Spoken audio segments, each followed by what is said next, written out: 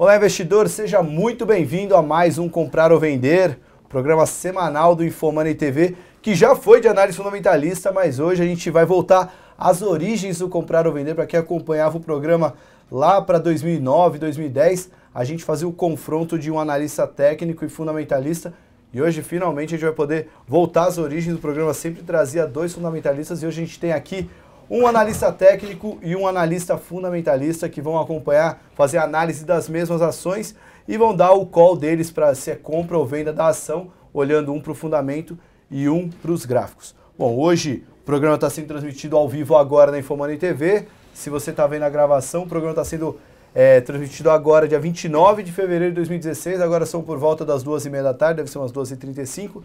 Eu sou o Thiago Salomão e tenho aqui comigo Pedro Gaudi, analista independente da... Aliás, já vamos dar um furo aí. O Pedro Gaudi está fazendo agora um projeto paralelo, né, Pedro? Isso, estou desenvolvendo um novo projeto e logo mais a gente traz as informações para os investidores. Já tem um insider aí, então, que já tem um projeto novo na área, o Pedro Gaudi. Ele é o analista fundamentalista e aqui também Danilo Zanini, analista técnico da XP Investimentos. Seja muito bem-vindo, Danilo. Obrigado, Salomão. Obrigado, Pedro, pelo convite. Acredito que o programa vai ser muito bom.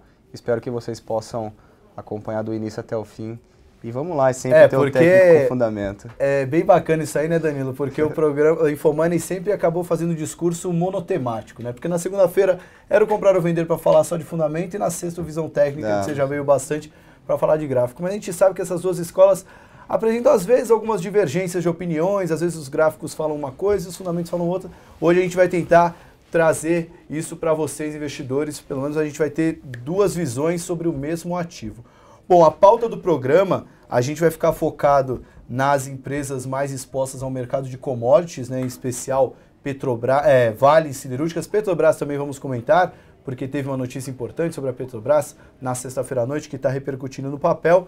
E também um destaque da temporada de balanço, que foi a BRF, que mais uma vez trouxe um resultado, aliás, o resultado nem foi tão ruim, né? Mais uma vez a ação caiu forte depois do resultado, mas o Gaudi já me explicou que não foi muito balanço, e sim as novidades na mudança na composição da diretoria. A gente vai falar de tudo isso.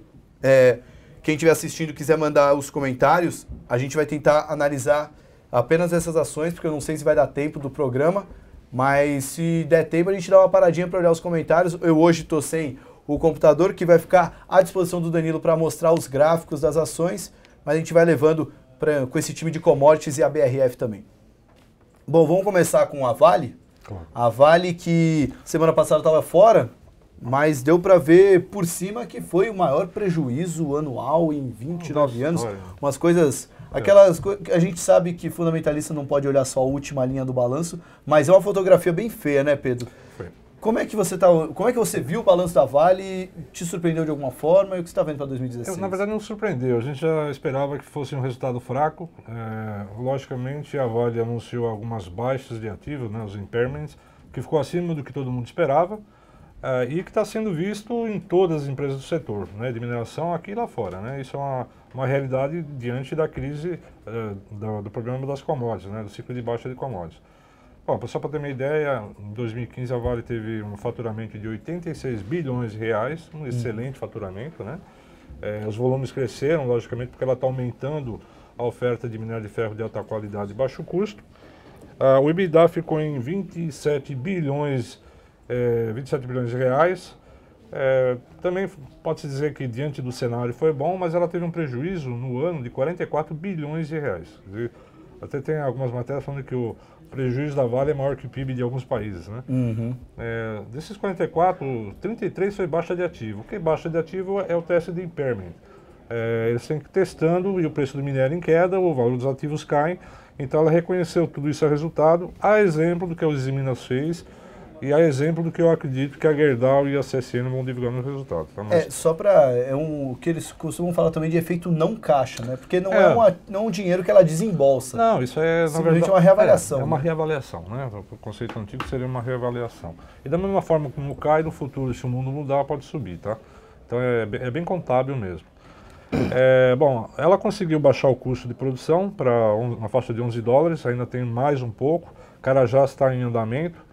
Ele deve entrar em funcionamento no segundo semestre. 80% do projeto já está Ele está até adiantado, 80% já está pronto, tanto mina como logística. Então no segundo semestre entra os 90 milhões de toneladas de Carajás, de baixíssimo custo, inclusive o custo médio da Vale deve ir para $10, é um dos custos mais baixos do mundo. E só tem um detalhe ruim nessa história toda, que a gente está vendo esse sentimento em outras mineradoras, é o endividamento das empresas diante de um cenário de fraqueza de preço. Tanto que a Vale está com 25, se não me falha a memória, alguma coisa na faixa de 25, 26 bilhões de reais de dívida, né, dívida bruta, ela já cogita novos desinvestimentos, inclusive de 20% a 30% da própria Carajás, que é um senhor ativo. Tudo isso para conseguir baixar isso caso a situação não se reverta, e não vai se reverter a curto prazo, né? Então, o resultado veio fraco, o preço do minério de ferro ele está oscilando, ele chegou a subir acima de $55, já voltou, está 48, está dentro daquela faixa que a gente imagina.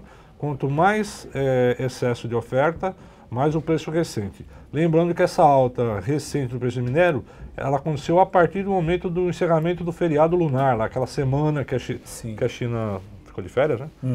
E aí o pessoal começou a repor estoques. Então esse é um movimento pontual, né? A minha concepção, o preço do minério de ferro não tem fundamento para ficar muito acima disso. Então a gente vai ter esse intervalo de 55 a 38, $40, né? E acho que agora ele começou a... Hoje desceu um pouquinho, pouca coisa, 0,2%, né?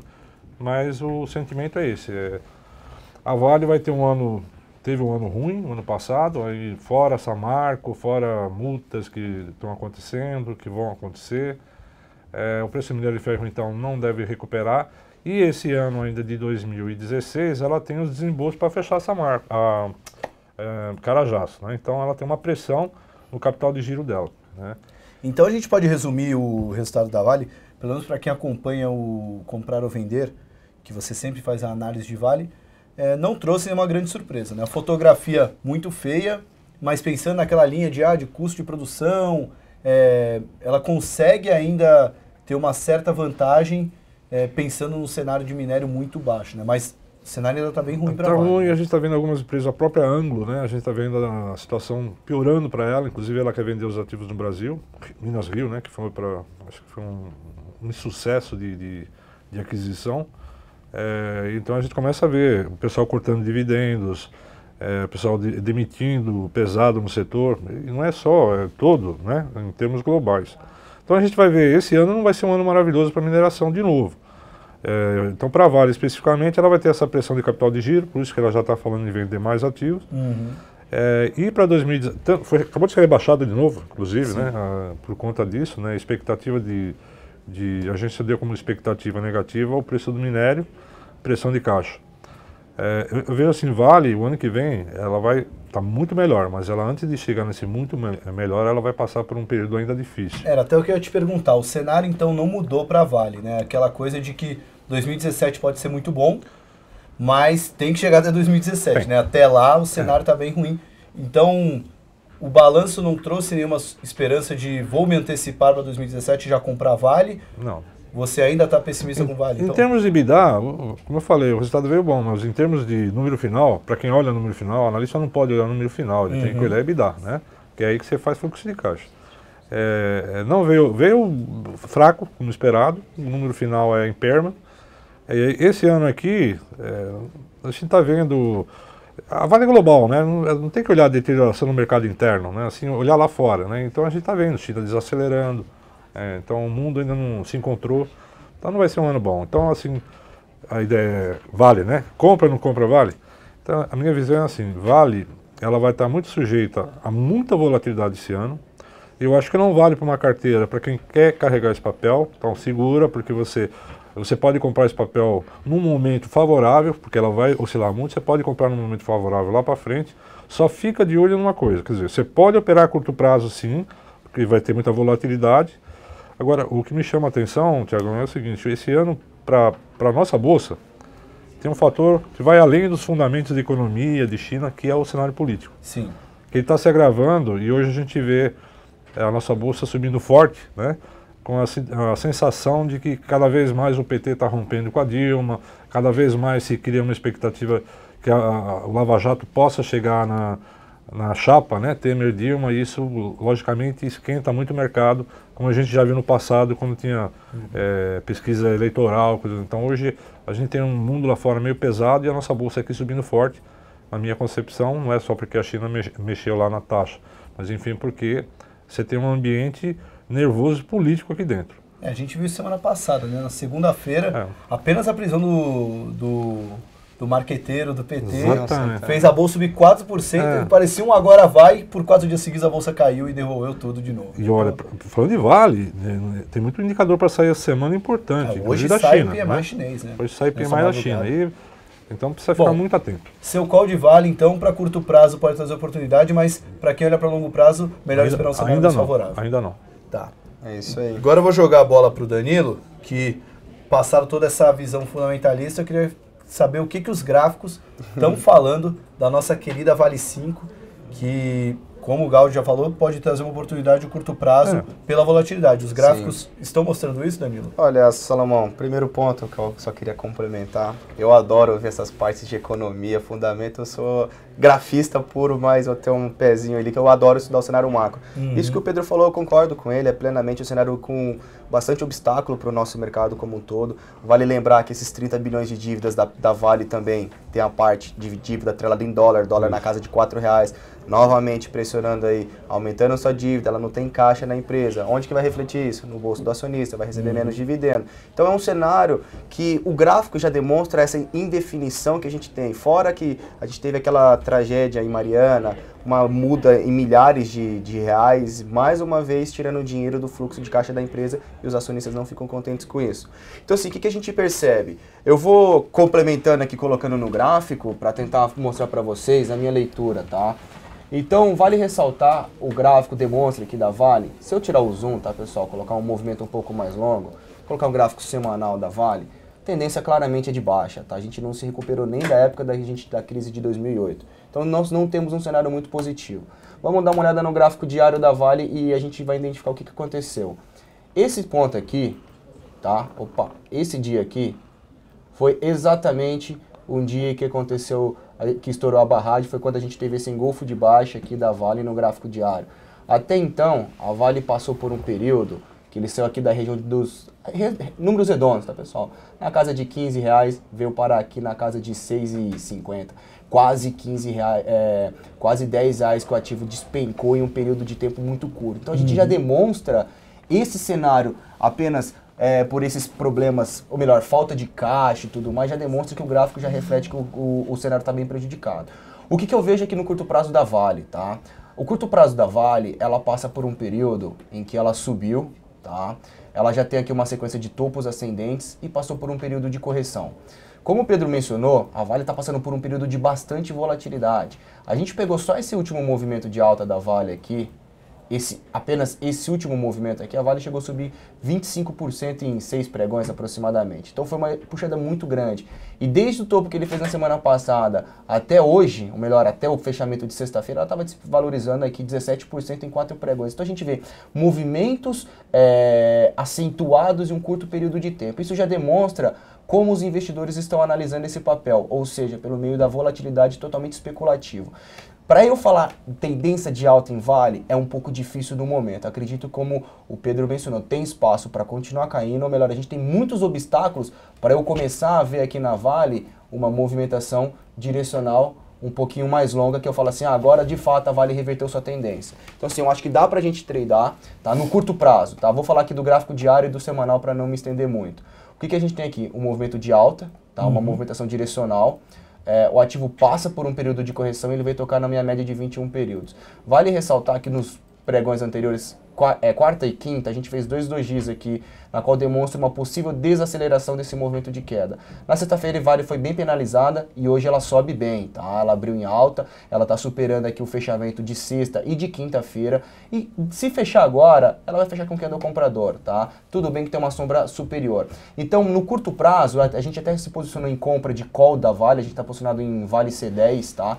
Esperando que ela possa desenvolver uma movimentação como essa. Porém, eu não fico muito otimista para falar que esse movimento de repique da Vale, ou melhor, esse possível movimento de alta, ela venha a ser uma movimentação como foi feito nesse cenário aqui. Por quê? Porque assim, o ativo tem espaço para subir? Sim, há espaço para subir. Os maiores obstáculos da Vale, região de R$ 9,00, 9,50, tá? Então eu acredito que ela vai começar a bater cabeça nesses R$ 9,00, a gente está falando de 45 centavos para cima, então é uma variação em centavos que transforma isso em percentual relevante.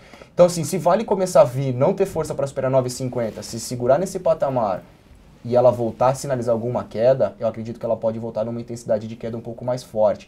E aí sim ela vai sair desse cenário que eu vejo não é alta, tá? É um cenário de indefinição. Por que que eu falo desse possível movimentação de alta? E se ela não tem força para romper, ela pode cair com uma intensidade um pouco maior, colocando um gráfico semanal, que nada mais é do que o fechamento de sexta-feira. Então assim, o gráfico semanal da Vale, perceba que ela não teve aqui uma movimentação clara acima da minha média de 21 períodos, já faz algum tempo, tá? Então se eu for olhar o gráfico da Vale aqui, o que ela me informou na última sexta-feira? A Vale, na semana retrasada, tá? Ela fechou aqui na casa de 6,80. Ela abriu em gap, tá? Já em 9,15. Ela chegou a ter uma movimentação entre o fechamento da semana retrasada com a máxima da semana passada, ela chegou a subir quase 7%. E a queda na semana da Vale foi mais de 5%. Então a gente percebe uma volatilidade de aproximadamente 17% entre máxima e mínima da semana da Vale. Então eu percebo que apenas 4 semanas ela subiu, mas quando ela entregou de uma vez só. Então assim, o semanal sugere que ela nem vai ter um respiro para cima. Para mim, ela aqui chegou um ponto para a gente começar a procurar oportunidades de venda, tá? Principalmente se perder a mínima da semana passada. Então eu ficaria de olho num ponto interessante para especular na queda da Vale. R$8. Se ela perder R$8, ela vai ter espaço para buscar esse próximo fundo, ou melhor, o fundo imediato, na casa de 6,40. Então assim, no curtíssimo prazo, o diário está me mostrando que ela despencou 18% em 3 pregões. É uma queda expressiva, por mais que o papel esteja numa tendência de baixa. Então assim, especulações como hoje, pô, a gente comprou o Vale, a gente viu a nossa opção que estava comprada a 16 e para 8, ela já bateu a 18 centavos. Então assim, volatilidade vai continuar e acredito que cada vez mais, tá? O cenário mais longo para Vale é queda. Cenário de curto prazo dá pra gente pegar algum respirinhozinho. Até então, comprei call. Você comprou call de Vale para essa semana, até tendo em vista o preço de agora, fechando agora, é uma compra. Hoje até quarta-feira. Quarta-feira ela tem espaço para uma movimentação positiva. Se ela não continuar subindo na quarta-feira, ela parar e ela não mostrar a entrada de fluxo comprador, aí ela vai continuar essa queda que ela começou nos últimos 3 pregões da semana passada, que foi o quê? Uma desvalorização de 17%, uma queda expressiva. Então acredito assim, é um ponto para especular na compra de Vale agora? Eu acredito que eu, no curto prazo, day trade, 1, 2 dias, eu procuraria compra. Mas o semanal estava me falando, se ela perder R$8, ela vai desinvestir lá para 6,50. Beleza. Bom, ótima análise, então pelo menos já temos a resposta já para Vale. Podemos fazer um consenso mais pessimista, né, para Vale, tanto nos fundamentos como nos gráficos. Embora no curtíssimo prazo há uma possibilidade de compra. Vamos agora passar para siderúrgicas. A gente tem no setor siderúrgico, a gente teve a Uzi Minas, que soltou balanço, a gente pode falar um pouquinho dela, mas acho que o grande destaque do setor siderúrgico ficou agora com a Gerdau sendo citada nas relotes, que inclusive provocou o adiamento de divulgação de resultados da Gerdau, que ia acontecer amanhã. A Gerdau, para avaliar os autos, jogou para 15 de março a divulgação de resultados. Vamos passar rapidinho, então, sobre as 3 principais siderúrgicas da Bolsa? Vamos lá. Você vai querer casar uma por uma com o gráfico ou falando? Vamos fazer uma por uma com fundamento e gráfico? Vamos pegar a Gerdau agora. Fica à vontade. Tá? Então, vamos fazer a Gerdau. Na verdade, assim, a Gerdau está vivendo o mesmo problema que as outras siderúrgicas, o mesmo problema da retração da economia brasileira. O que salva a Gerdau sempre é a sua exposição global. O Brasil está ruim, mas outro país está bem, Estados Unidos está bem, isso acaba minimizando. Mas o Brasil é muito importante, então acaba sofrendo, né? A Gerdau, logicamente, tem ativos de mineração, né? E eu acredito que vai ter impairment, né, também. Agora ela foi envolvida nessa questão dos zelotes. Isso é preocupante, porque isso mexe com a imagem e a confiança da empresa. Que já está bem baixa. Já está baixa lá atrás, a gente viu algumas outras coisas. Então, assim, em termos de setor, em termos de fundamentos, a Gerdau é a que menos sofre dentro de siderurgia, por conta dessa globalização dela. Mas, diante dessas notícias negativas que podem levar a qualquer situação, a empresa fala que não, que os escritórios contratados é comum, que isso não quer dizer que foi desviado impostos e coisas do gênero, mas a gente precisa ficar atento, porque é uma notícia que pode trazer desdobramentos diferentes do que a gente espera. Então, enquanto não se resolve isso, já a visão para a siderurgia não era boa, né? Eu sempre falei assim. Se o cenário do setor já era ruim, com a polícia em cima, fica pior ainda. Credibilidade abala. Abala. Eu sempre falei, do setor siderúrgico, se você precisa ter uma siderúrgica, tem a Gerdau. Agora, depois dessa, me algema. Não tenho o que falar, realmente vamos aguardar o desdobramento. E você acha até, Pedro, aproveitando para deixar um pouco mais atual até essa análise, como o setor siderúrgico vem trazendo uma visão pessimista há um bom tempo, você acha que a disparada que essas empresas tiveram, principalmente entre a metade de janeiro e a metade de fevereiro, aqueles 30 dias que chegaram a subir, teve ação que subiu até mais de 40%, você acha que isso aí até inibe ainda mais uma compra? Eu acho que aí, precisa ver, para comprar, carregar, esquece. Eu digo assim, no curto prazo, tem que lembrar que esses papéis estão muito vendidos, né? Tem um short squeeze, que a gente conversou, né? Então, o que acontece? Quando você tem um dia de empolgação, como hoje, né? Você tem um dia de empolgação, né? Não é nada... Não mudou a China, não mudou, o petróleo não mudou, as incertezas continuam, mas se criou aí uma interferência política e os papéis estão puxando forte. Então, o que aconteceu é que as siderúrgicas viveram esse momento de alta forte e muito influenciado pelo short, na minha opinião, short squeeze, tá? Porque a reação do mercado quando está vendido é muito mais forte do que quando está comprado, né, Pedro? Porque quando o cara está vendido, ele já está pagando aluguel. Exatamente. A alta, ele tem a perda maior de 100%, né? Que quando você está comprado vem aquela ilusão que você não pode perder mais de 100% do capital aplicado se você não tiver alavancado. Agora, se você está vendido a ação que estava R$1, passou para 2,50, você perdeu 150% da aplicação, né? Então, é uma perda ilimitada. Né? A reação do vendido é mais rápida. Né? É irracional. O que acontece? Todo mundo já está sabendo que os resultados não viriam bons, né? Se confirmou no primeiro momento com as Minas. Então, o pessoal está vendido. Qualquer coisinha, o pessoal sai, muda. E quando você tem dias de repique de euforia, como a gente teve, né? Com a prisão do marqueteiro, coisa do gênero, sobe tudo, né? Sobe tudo. E essas que estão... elas ganham um impulso a mais por conta desse short squeeze. Então, assim, a gente está falando de Gerdau agora, né? O Danilo vai dar uma olhada no gráfico. Mas eu diria assim, mesmo curto prazo, pode até subir, mas assim, é muito perigoso. Né? Então, assim, não tem um risco de retorno tão atrativo como a gente viu até alguns programas atrás, inclusive naquela época que saiu a matéria do Wagner Caetano, inclusive falando que estava montando uma operação em Gerdau, que até apresentava um risco-retorno, porque não tinha cenário de zelotes e a ação estava muito descontada. Né? Isso. Não, a gente até aqui desejou boa sorte para ele, porque você não daria compra, mas para quem tem um perfil mais arrojado... O perfil dele é outro, né? Então, é outra história. Então, assim, Gerdau para o investidor, mesmo de curto prazo, de longo prazo, vamos esperar os zelotes, porque o doutor zelotes pode mudar tudo. Agora, em termos de curto prazo, ficar muito atento, porque você tem o efeito short squeeze. Amanhã, por exemplo, se a China não agradar, devolve tudo, tá? Então, Daniel... Eu acho que esse papo de siderúrgicas, Salomão e Pedro, eu acho muito interessante tocar nesse ponto, que é o seguinte, a gente viu os Minas sair de R$16, os Minas valendo 80 centavos, 90 centavos, Gerdau. Então, assim, na minha leitura, tá? Só para complementar, a gente já vai pro gráfico, o que eu vejo? Tudo bem, nada que está barato pode ficar mais barato, como que está caro pode ficar mais caro. Mas a gente olhando na ótica o seguinte, a gente já teve rebaixamento de 3 agências de classificação de risco do país. É um cenário negativo? Muito, isso sem dúvida alguma. Alguns fundos saíram do país, mas o que a gente começa a ver? Ainda tem muito dinheiro aqui no Brasil. E tem muito gringo olhando essas ações e falando assim, eu possa começar a montar uma posição ali. Então, assim, tomar um pouco de cuidado nessas leituras. Pô, se você for pegar os Minas, está dando 20 centavos de dólar. Isso é trucado para o investidor estrangeiro. Então, assim, é hora de eu comprar os Minas agora? Ó, a minha sugestão.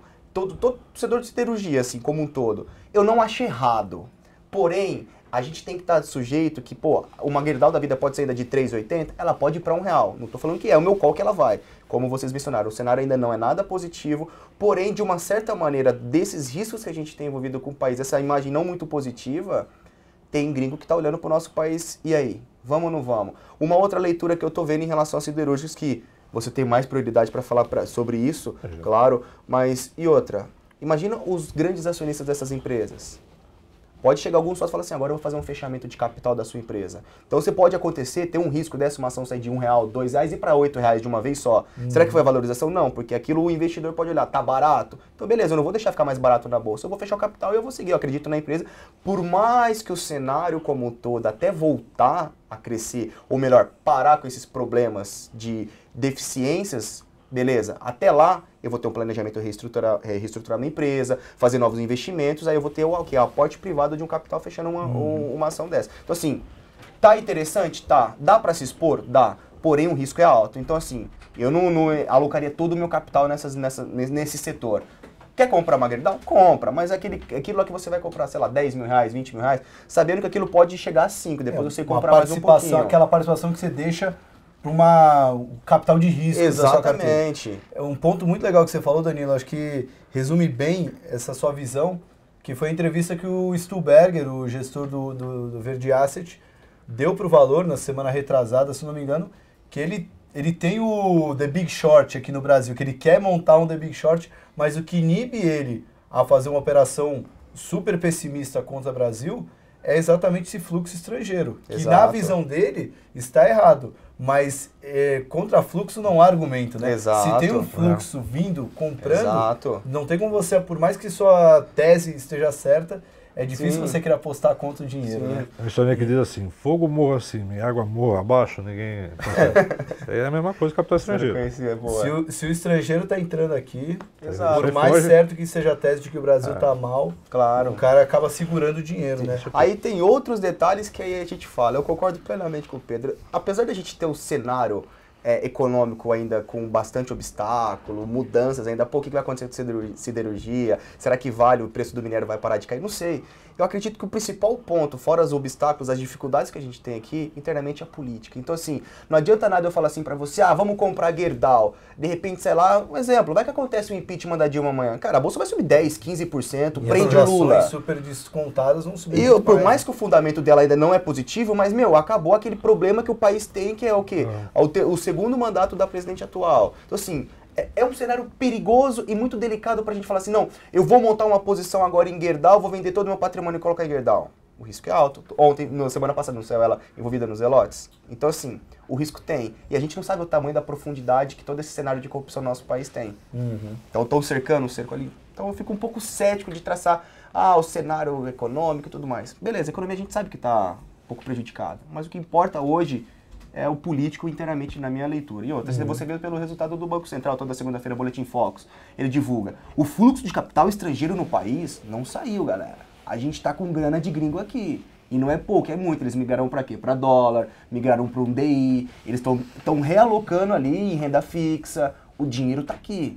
O dinheiro tá aqui, não teve aquele sell-off que o mercado sell vendendo tudo, foi pra gringa. Você vê então pela taxa de câmbio mesmo, que respeitou os R$4 e não veio fugindo disso, né? Exatamente, então aí você vai ver, sustentando. R$4, o gringo olhando pro Brasil, R$4. Pô, tá dando risada, viram os Minas 80 centavos? Petrobras saiu a quase $1.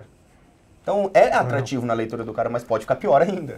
Porque o investidor estrangeiro tem uma visão de longo prazo muito mais enraizada que o brasileiro. Para o brasileiro, às vezes, o longo prazo é um mês, né? O cara vai falar, essa compra é de longo prazo, mas daqui um mês a ação caiu 10, o cara vai te xingar até a morte. Para mim, longo prazo, 5 dias é muito, então, para grafista, então, é menos aí. Day trade. Eu entrei na operação de day trade, demorou 1 hora, eu falei, tem alguma coisa errada, em segundos, 1 minuto, acabou.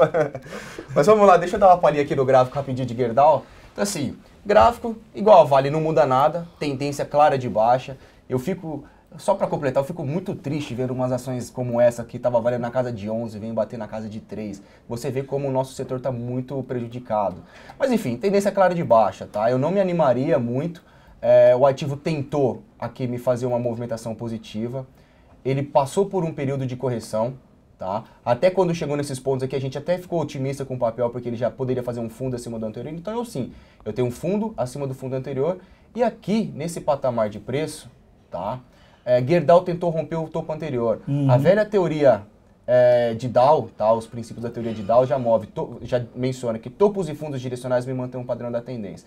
Então aqui ele tentou fazer um topo acima do topo anterior, já tem um fundo acima. Porém, esse padrão não se sustentou. Quando esse padrão não se sustenta, o mercado pode voltar numa direção contrária muito forte. Então o que a gente tem aqui agora? A gente tem o ativo não respeitando o topo anterior, me perdeu já um fundo anterior, o que eu vejo? O cenário não é muito positivo para a Gerdau, tem espaço para ela buscar claramente o principal fundo aqui na casa de 3,26, 3,20, tá? E trabalhar nesse cenário aqui de indefinição entre esses patamares. Então assim, se fosse para acreditar no que ela poderia fazer, eu esperaria que ela teria mais quedas. Mas aí tem todo esse cenário que a gente estava falando aqui, sobre dólar, investidores estrangeiros e tudo mais. O que o papel pode acabar fazendo, ou as siderúrgicas podem fazer aqui, é ficar num período de indefinição nessas bandas entre R$3,00/4,30.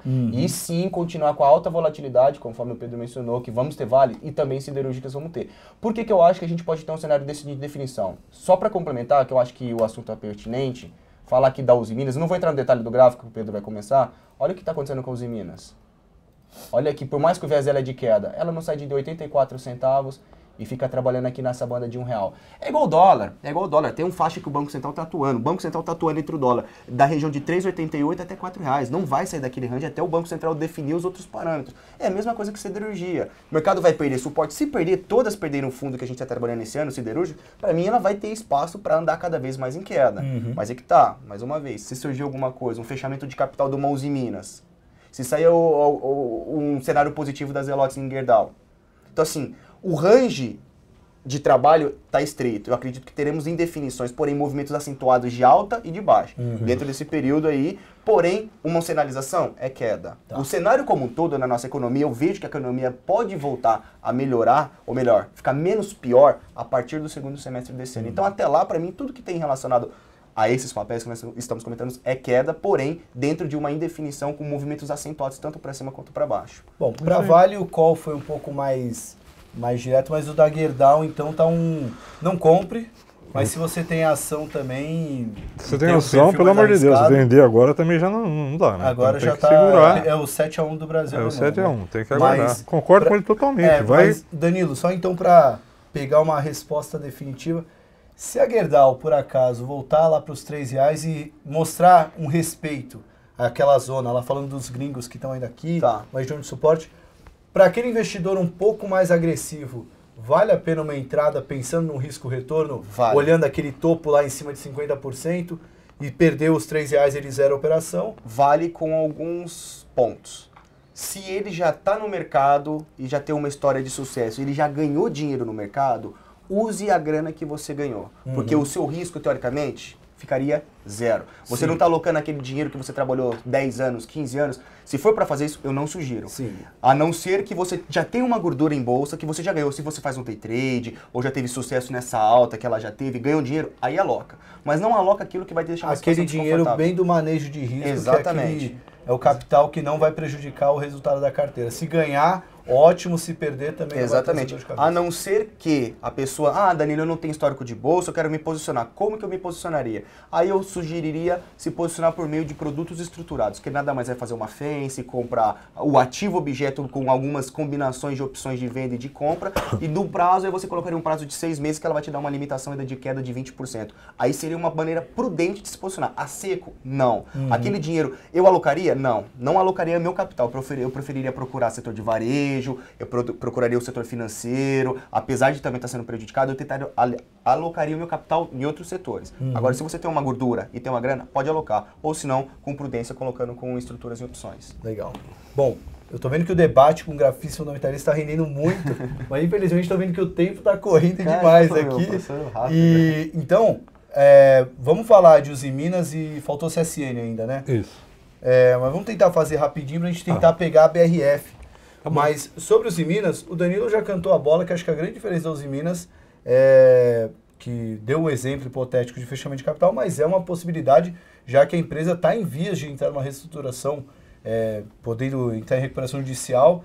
E a grande questão são os sócios, né? Os ítalo-argentinos da Ternium e os japoneses da Nippon. O Lírio Parisotto que entrou na briga também. E agora também tem o Lírio. Então, fica aquele impasse de, eu vou ajudar, mas se o outro ajudar, se o outro não ajudar, eu não ajudo. E tá também um jogo de truco, né?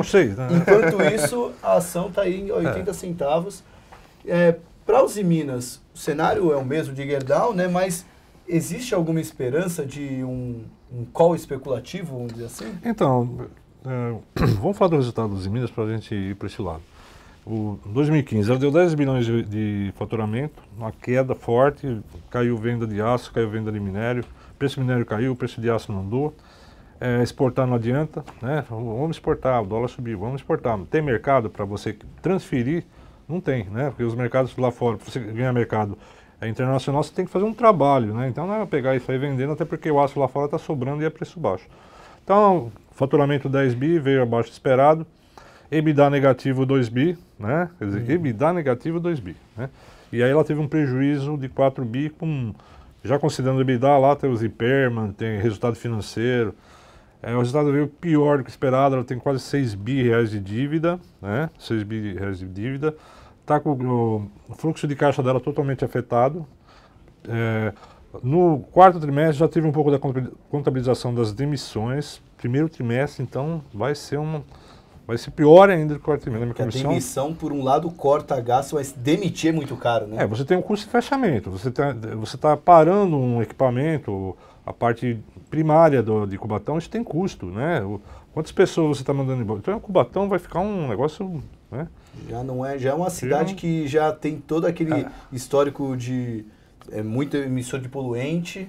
E agora o grande motivo para ser um emissor de poluente vai estar fechado. A Votorantim fechou a fábrica lá porque não vai ter o resíduo do alto forno, então não tem matéria-prima, então é mais demissão, né?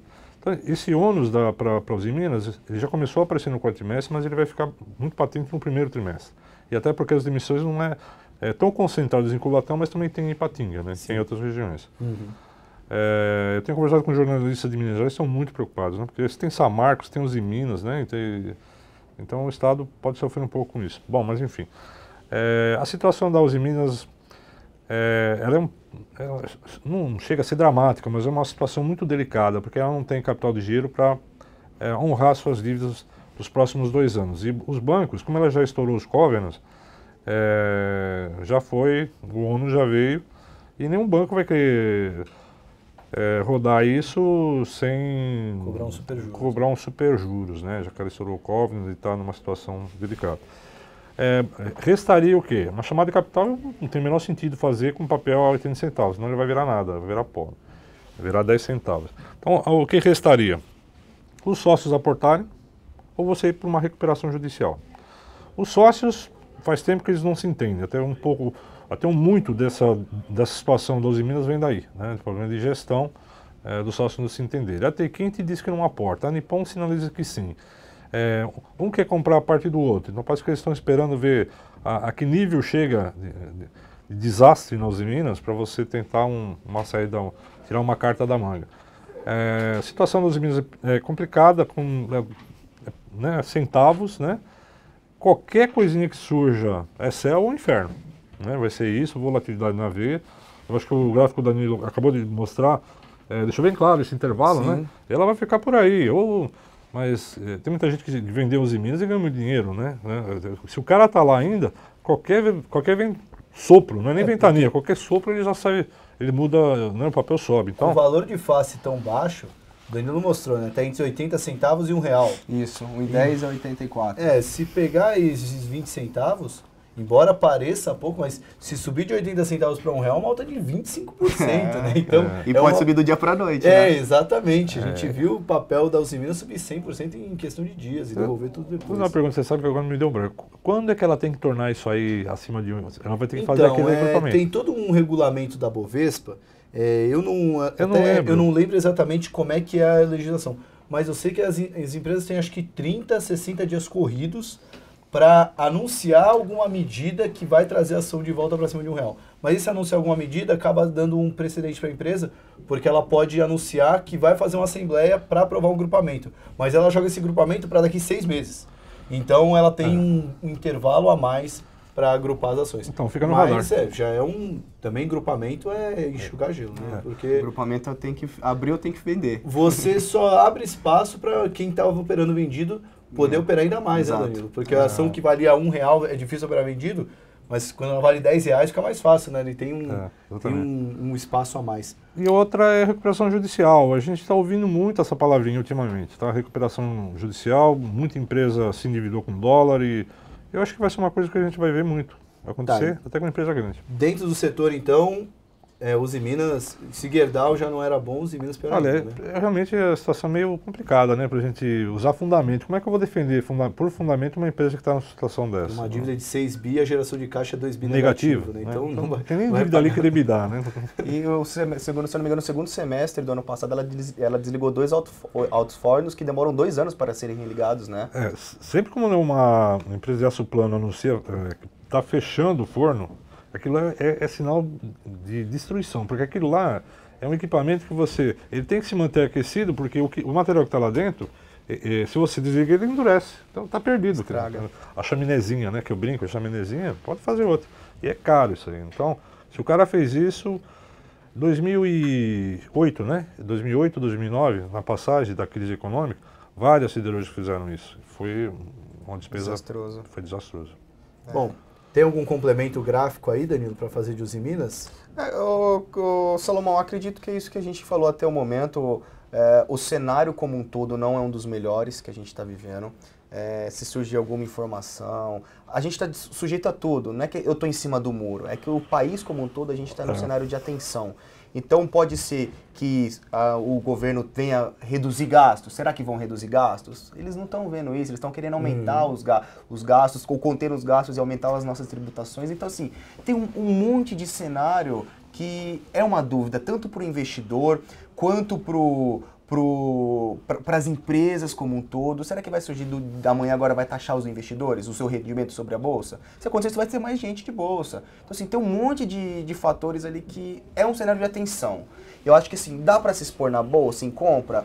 Não é aquele cenário que eu veria falar, compra agora que a tendência da Ibov é de alta. Não, a tendência é claramente de baixa. A gente vê toda segunda-feira o Banco Central divulgando dados econômicos cada vez piores ou estancou ali no 0 a 0. Não tem nenhuma melhora no nosso cenário como um todo. Então assim, para se expor num período mais longo, eu ficaria um pouco cauteloso, a não ser que você use uma maneira prudente de se expor numa grana que a gente falou, que você já tem aquele dinheiro que você ganhou, ou opções. Então é aquela perda que não vai ser então, tão assim, sofrida. O cenário é de queda, cara, claramente é de queda, mas isso aí pode mudar do dia para noite de acordo com o que surgiu. Principalmente uma ação tão volátil assim. Volátil. É repique. Eu acredito que o cenário político que vai ditar daqui para frente. Beleza, bom, não vai dar tempo de falar, a gente vai só poder falar de uma das duas, então vocês querem falar de CSN ou falar de BRF? Olha, como o CSN está dentro do que a gente já falou, não vai mudar muita vamos coisa. Vamos para a BRF, que eu acho que é melhor, né? Vamos então para a BRF, tá. Porque a gente sai um pouquinho do segmento de commodity. BRF, quem acompanhou a temporada do terceiro trimestre de 2015, quando saiu o balanço, a ação despencou. E muito analista, mas muito, quase unânime, falou que a queda já estava muito exagerada, na faixa de 60 para 55 estava muito barato, mas a ação foi ladeira abaixo, se recuperou agora, mas aí saiu o balanço, logo depois do balanço a ação caiu 8%, e de novo muita gente falando que está exagerado. Tô vendo um déjà vu aí, ou a gente pode realmente acreditar que está exagerado? Só para lembrar para os nossos amigos, o terceiro trimestre a empresa veio com um resultado relativamente bom, né? Quando você olha o mercado externo, no mercado interno as margens foram pressionadas porque ela não reajustou o preço para competir com os produtos Aurora, JBS e tudo mais, né?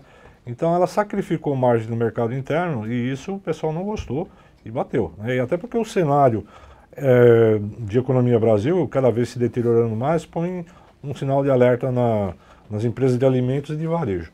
Mas falando de BRF, agora veio o resultado do quarto trimestre, o resultado veio até bom, ela conseguiu recuperar a margem de mercado interno, fugindo um pouco daquilo, né, do temor do que aconteceu lá, só que ela mudou a diretoria, então ela mudou pessoas-chave que deu a entender para o mercado, ou criou-se uma visão de que a estratégia de negócio da empresa não estava batendo, né?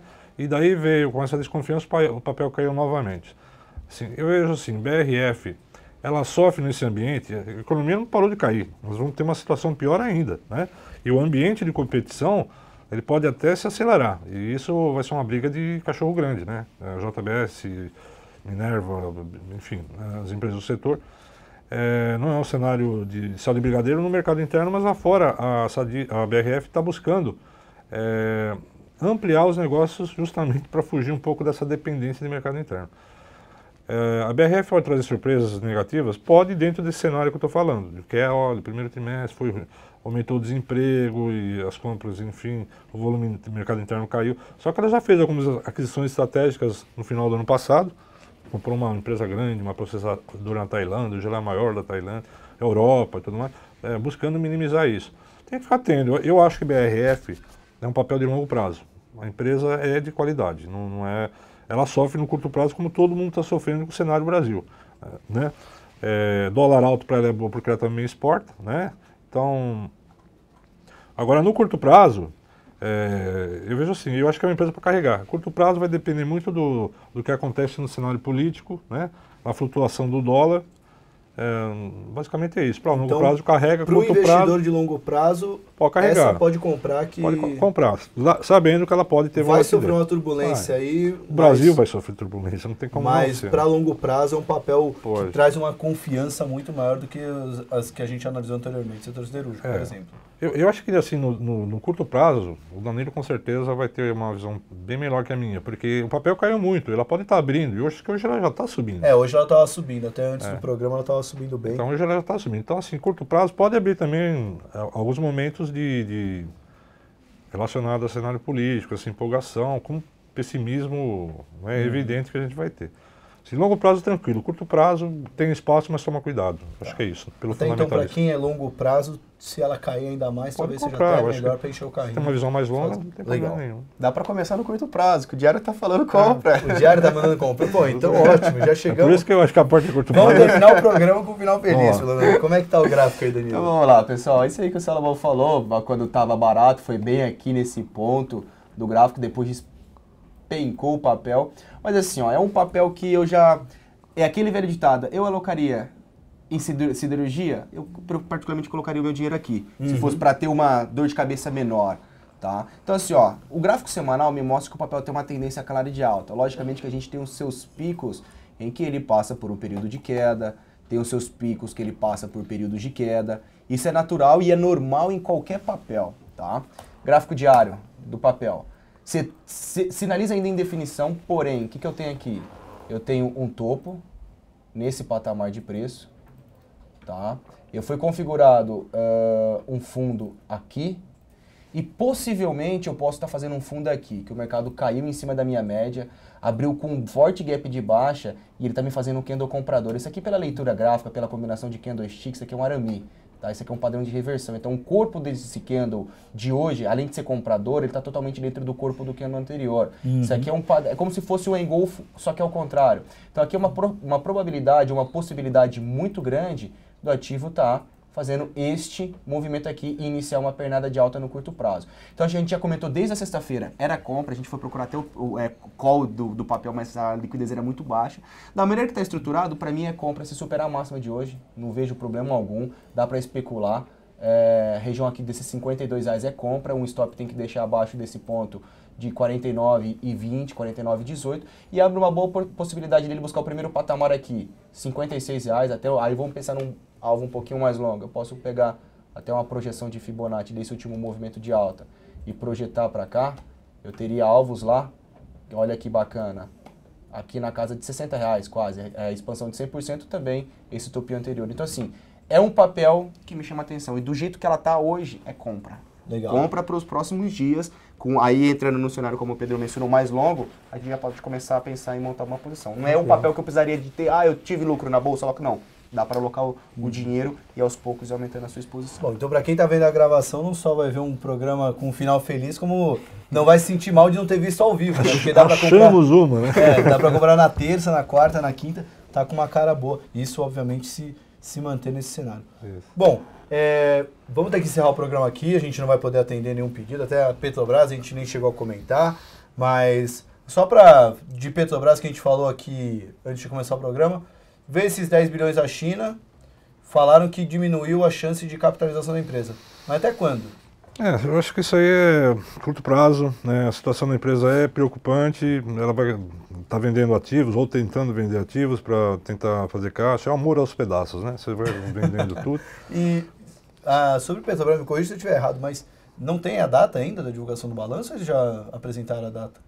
Eu não vi isso, eu não vi ainda. Então, porque eu tava de férias na semana passada, eu voltei já para procurar a data da Petrobras. Interessante, eu não vi. E não vi encontrei, isso. né? As empresas têm até o dia 14, né? Dia 14 ou 15 de março.